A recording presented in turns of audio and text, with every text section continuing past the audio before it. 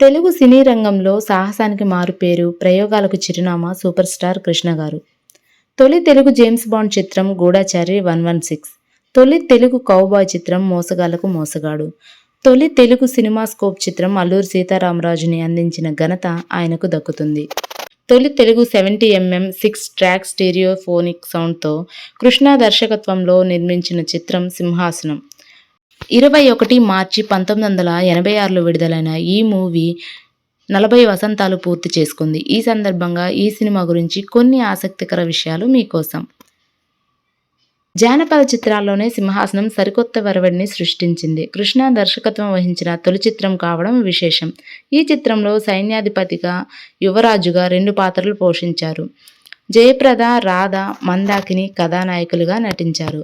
తెలుగులో సింహాసనం, హిందీలో సింగాసన్ పేర్లతో 2 భాషల్లో ఒకేసారి నిర్మించారు. హిందీలో జితేంద్ర హీరోగా నటించారు. దీనికి ఆ రోజుల్లోనే 3 కోట్ల రూపాయలకు పైనే ఖర్చు చేశారు. అప్పట్లో ఈ చిత్రం విడుదలైన మొదటి వారంలోనే ఊహించని విధంగా భారీ వసూళ్లను రాబట్టింది. పంపిణీదారులకు పెద్ద ఎత్తున లాభాలు తెచ్చిపెట్టింది. మొదటి వారంలోనే 1.5 కోట్ల పైనే వసూలు చేసింది. విశాఖపట్నం, విజయవాడ, హైదరాబాద్ వంటి కేంద్రాల్లో 100 రోజులకు పైగా ఆడింది. మద్రాసులో శతదినోత్సవం జరుపుకున్న తొలి తెలుగు సినిమాగా ఇది నిలిచింది. చెన్నైలోని వీజీపీ గార్డెన్స్లో జరిగిన ఈ వేడుకకు ఆంధ్రప్రదేశ్ నుంచి సుమారు 400 బస్సుల్లో అభిమానులు తరలిరావడం విశేషం. Ever green songs. ఈ సినిమాకు కృష్ణ చేసిన మరో సాహసం యువ గాయకుడు రాజ్ సీతారాంతో పాడించడం. అప్పట్లో ఎస్పి బాలసుబ్రహ్మణ్యంతో కృష్ణకు చిన్న వివాదం తలెత్తింది. ఆ తర్వాత ఇద్దరు కలిసి సినిమాలు చేశారనుకోండి. ఈ సమయంలో తమిళనాడుకు చెందిన రాజ్ సీతారాం గొంతు బాగుందనిపించింది. కృష్ణ అన్ని పాటల్ని అతనితో పాడించగా ఆ గాయకుని పేరు మార్మోగిపోయింది.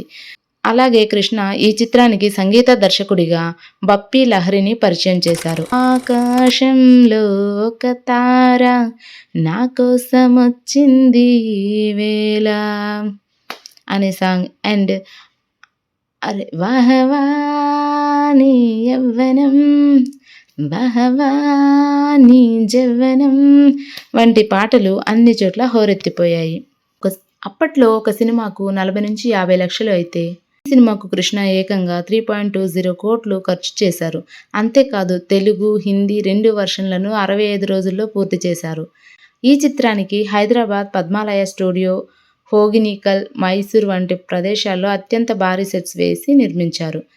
సింహాసనం తొలి తెలుగు 70mm 6 ట్రాక్ స్టీరియోఫోనిక్ సౌండ్తో తీసిన సినిమా.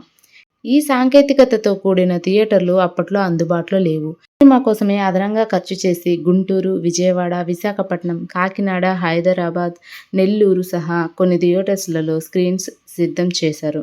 విజయవాడలో సింహాసనం రిలీజ్కు ముందు అలంకార్ థియేటర్ వద్ద 95 అడుగులు, బెంజ్ సర్కిల్ సెంటర్ వద్ద 75 అడుగుల హీరో కృష్ణ భారీ కటౌట్లు పెట్టారు.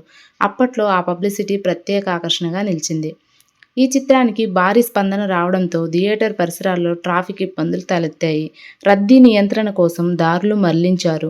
విజయవాడలో ఈ చిత్రానికి వచ్చే జనాన్ని నియంత్రించలేక కొన్ని థియేటర్ల దగ్గర 144 సెక్షన్ కూడా విధించాల్సి వచ్చింది. టికెట్ ఉంటేనే వీధిలోకి అనుమతించే పరిస్థితి వచ్చింది. తెలుగు సినిమా చరిత్రలో ఒక చిత్రం కోసం 144 సెక్షన్ పెట్టడం అదే తొలిసారి. ఇక శ్రీదేవి స్థానంలో మందాకినిని తీసుకోవడం జరిగింది. సింహాసనం కోసం భారీ తారాగణాన్ని ఎంచుకున్నారు కృష్ణ. 2 వెర్షన్లలో హీరోలు వేరైన హీరోయిన్లు జయప్రద, రాధ, మందాకిని యథాతథంగా ఉంచేశారు. అవంతి రాజ్య మహారాణిగా వహీదా రెహమాన్ ఇటు తెలుగు, అటు హిందీలోనూ కనిపిస్తారు. అప్పటికే రాజ్ కపూర్ రామ్ తేరీ గంగా మెయిలీలో అందాలు ఆరబోసి జనాన్ని ఆకర్షించిన నీలికల్ల సుందరి మందాకినిని కూడా తెలుగుకు తీసుకొచ్చారు. ఆ పాత్రను శ్రీదేవితో చేయిస్తే ఎలా ఉంటుందని కూడా ఆలోచించా.